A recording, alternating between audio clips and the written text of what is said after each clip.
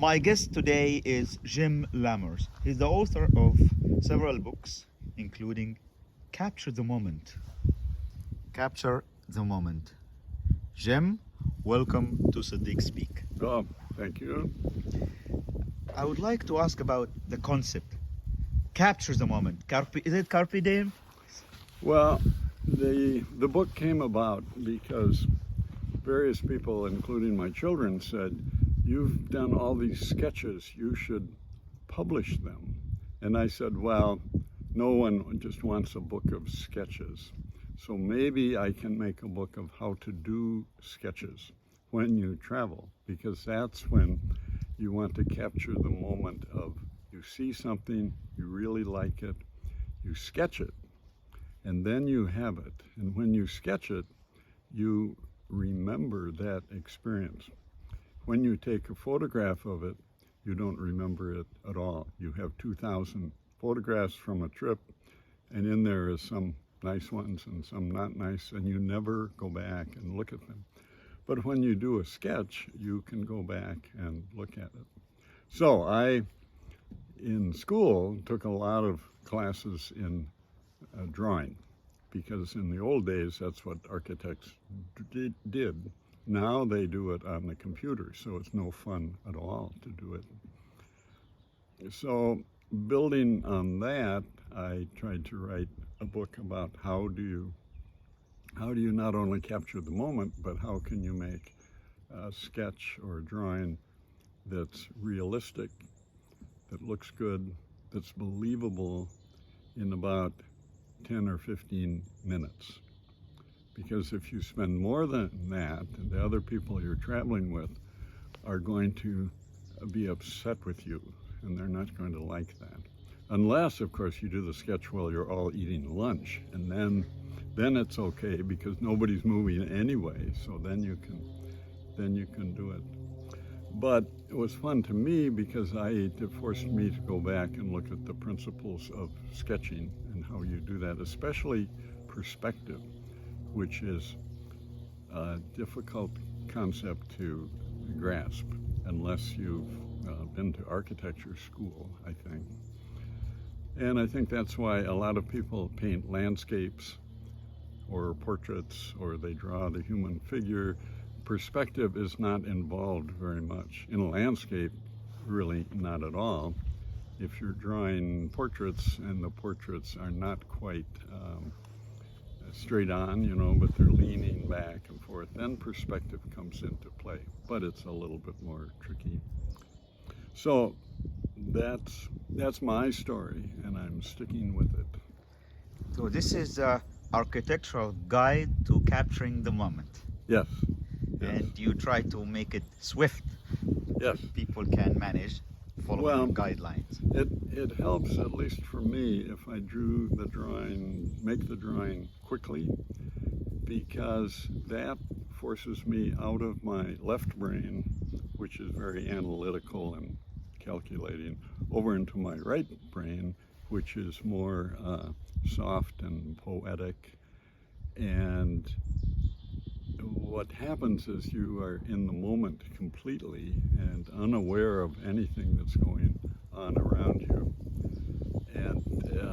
And it's better than using drugs because it puts you in an alternative mindset.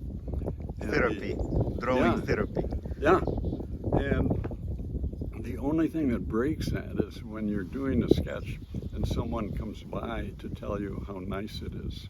And then they've broken the rhythm, they've broken the spell, and then you have to say thank you, even though you wish they had just walked by and not said anything. I actually do that sometimes. Yeah, but don't do that. Now I get a hint, because sometimes the drawing is so captivating, as you entitled. So if you allow me to peruse and ask about the scope of this guide, and the countries probably where you have been drawing. Well, the book starts out talking about what is sketching, which is a little bit different than making a drawing or a rendering of something. A sketch is just a rough depiction of something. And then I talk about various media, watercolor, which is one that I don't do, so I put in some pictures that friends of mine had done. And also pencil sketching without any color and various things. So I kind of introduce people to a range of how you could do sketching.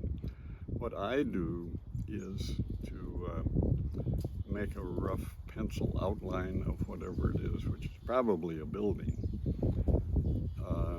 And then I go over that with a micron pen, a fine pointed pen, and correct all the mistakes that were in my pencil drawing. And then I go over that with Prismacolor pencils, which are fairly soft colored pencils. And then I correct my mistakes again. What happens when you sketch something is it forces you to actually see it. And Leonardo da Vinci had a quote about that, and it said, the way you look at something with a pencil in your hand is much different than the way you just look at it without a pencil. So the Prismacolor is great because it, unlike watercolor, you don't have to let it dry, so you don't have to wait for anything to happen.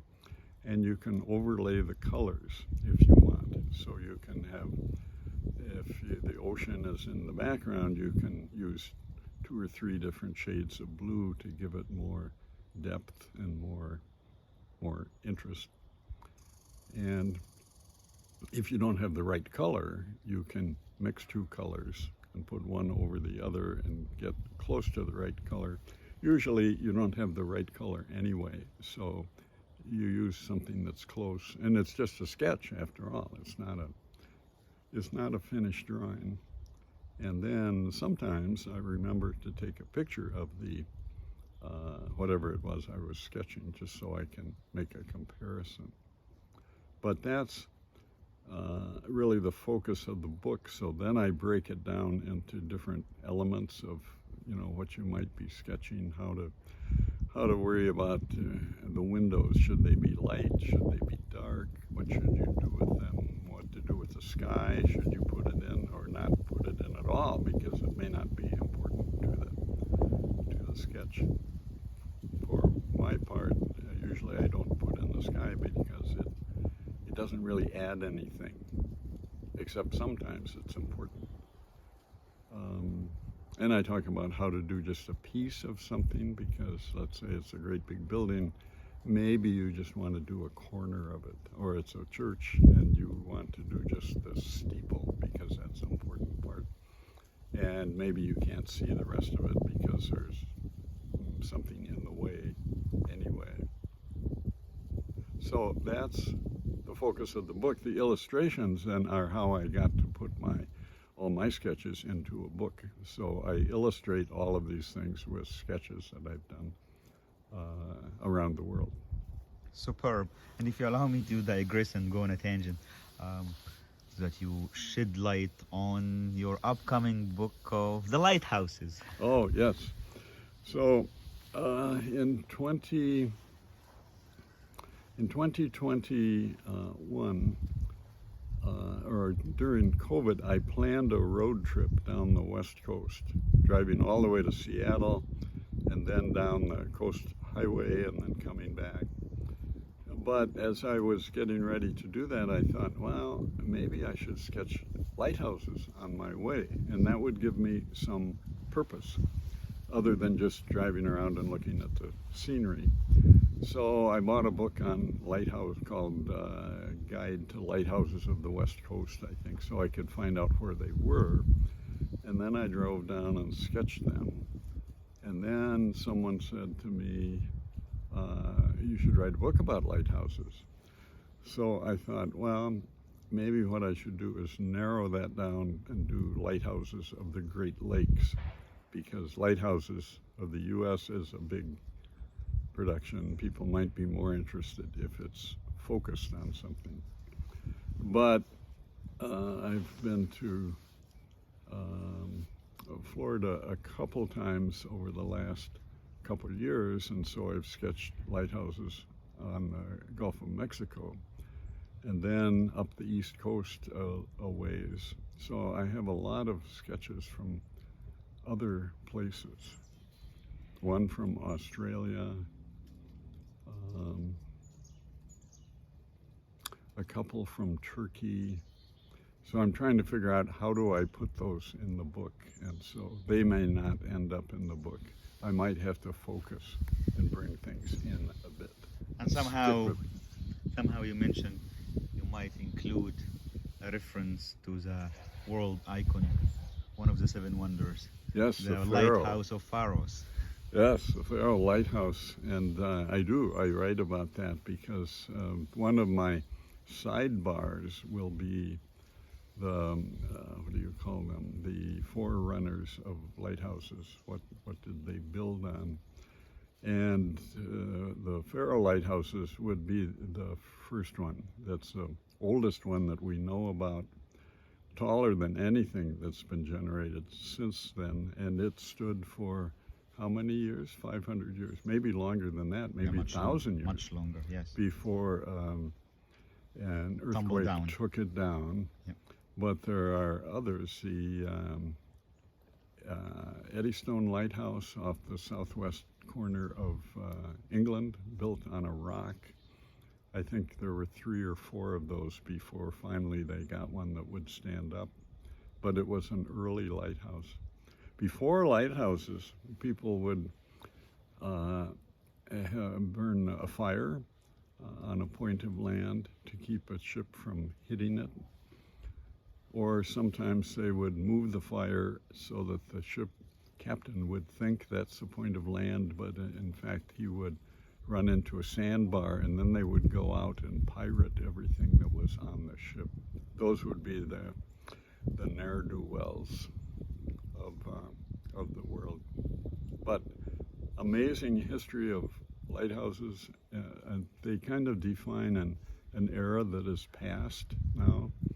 The lighthouse keeper who had to trim the wicks in the lights that were fueled by maybe whale oil or later kerosene. And fascinating. I joined the U.S. Lighthouse Society. They have 10,000 members. Can you believe that? 10,000 members? And people go around looking at lighthouses, and you can get a little passport, and you can have the lighthouse that you visited stamped into this passport. So a lot of interest in lighthouses. It's a fun topic, and they're all unique. And now, thanks to your book, we can sketch a house of light in a timeless fashion. Yes, yes. Jem, thank you for coming on Sadiq Speak. Thank you very much.